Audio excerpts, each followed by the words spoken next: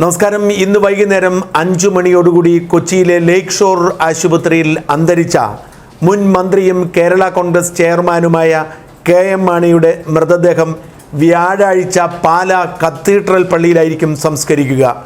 ഇന്ന് കൊച്ചിയിലെ ആശുപത്രിയിൽ തന്നെ കെ.എം. മാണിയുടെ മൃതദേഹം സൂക്ഷിക്കുകയും നാളെ രാവിലെ 10 മണിയോടുകൂടി കൊച്ചിയിലെ ആശുപത്രിയിൽ നിന്നും വിലാപയാത്രയായി മാണി സാറിൻ്റെ മൃതദേഹം കോട്ടയത്തെത്തിക്കുകയും ചെയ്യും.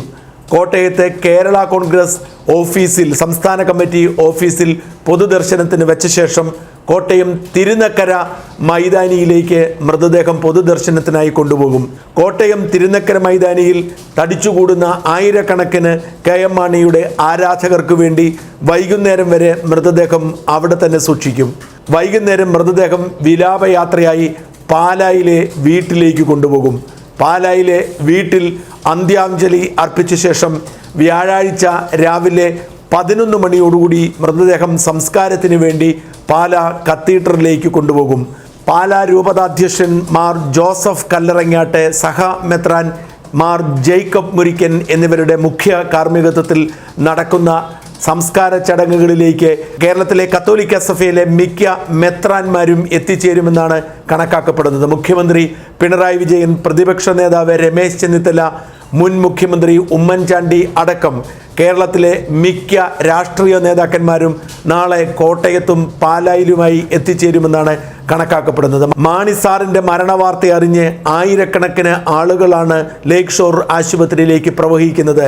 മാണി സാറിൻ്റെ മൃതദേഹം ഒരു നോക്ക് കാണുന്നതിനുള്ള തീവ്രമായ ആഗ്രഹത്തോടുകൂടി കണ്ണീരണിഞ്ഞുകൊണ്ട് അനേകം ആരാധകരെ അവിടെ കാണാൻ കഴിയും. എന്നാൽ അവർക്കാർക്കും ഇപ്പോഴും അതിനെ കാണാനുള്ള സൗകര്യങ്ങൾ ചെയ്തു കൊടുത്തിട്ടില്ല. പാലായിലും കുറവലങ്ങാടും ഉഴവൂരും കടുത്തുരുത്തിയിലും കാഞ്ഞിരപ്പള്ളിയിലും അടക്കം കേരള കോൺഗ്രസിനെ ഏറെ സ്വാധീനമുള്ള മേഖലകളിലൊക്കെ വലിയ തോതിലുള്ള ദുഃഖാചരണം നടക്കുകയാണ്. മാണി സാറിൻ്റെ മരണത്തിന് അനുശോചനം രേഖപ്പെടുത്തുന്നതിന് വേണ്ടി മധ്യ തിരുവിതാംകൂറിലെ മിക്കയിടങ്ങളിലും ചെറു യോഗങ്ങൾ പോലും ഇന്ന് തന്നെ സംഘടിപ്പിച്ചു കഴിഞ്ഞിരിക്കുന്നു. കേരള ചരിത്രത്തിൽ ഏറ്റവും ദീർഘകാലം MLA ആയി സേവനം അനുഷ്ഠിച്ച നേതാവാണ് കെ.എം. മാണി. 1965 പാലാ നിയമസഭാ നിയോജകമണ്ഡലം സ്ഥാപിതമായ വർഷം MLA ആയ കെ.എം. മാണി ഏറ്റവും ഒടുവിൽ 2016 പാലായിൽ നിന്ന് മത്സരിച്ച് MLA ആകുന്നതുവരെ ആ പദവിയിൽ തുടരുകയായിരുന്നു. ഇപ്പോൾ മരണത്തിലേക്ക് നടന്നു പോകുമ്പോഴും പാലായുടെ ജനപ്രതിനിധിയാണ് കെ.എം. മാണി. 13 തവണ മന്ത്രിയായിരുന്ന കെ.എം. മാണി കെ. കരുണാകരനും ഉമ്മൻചാണ്ടിയും ആന്റണിയും E.K. നയനാരും P.K. വാസുദേവൻ നായരും C. അച്യുതമേനോനും അടക്കം കേരളത്തിലെ ഒട്ടേറെ മുഖ്യമന്ത്രിമാരുടെ കീഴെ മന്ത്രിയായിരുന്നു കെ.എം. മാണി. ഏറ്റവും കൂടുതൽ ബജറ്റ് അവതരിപ്പിച്ച മന്ത്രിമാരിൽ ഒരാളും കെ.എം. മാണി തന്നെയാണ്. റവന്യൂ മന്ത്രി എന്ന നിലയിലും വൈദ്യുതി മന്ത്രി എന്ന നിലയിലും കേരളത്തിലെ മലയോര പ്രദേശങ്ങളിൽ അനേകം പാവപ്പെട്ടവർക്ക് സഹായവും തുണയുമായി മാറിയ ആളാണ് കെ.എം. മാണി.